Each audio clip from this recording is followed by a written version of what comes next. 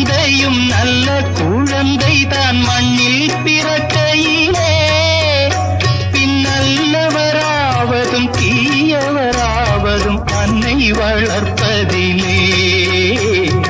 அன்னை வளர்ப்பதிலே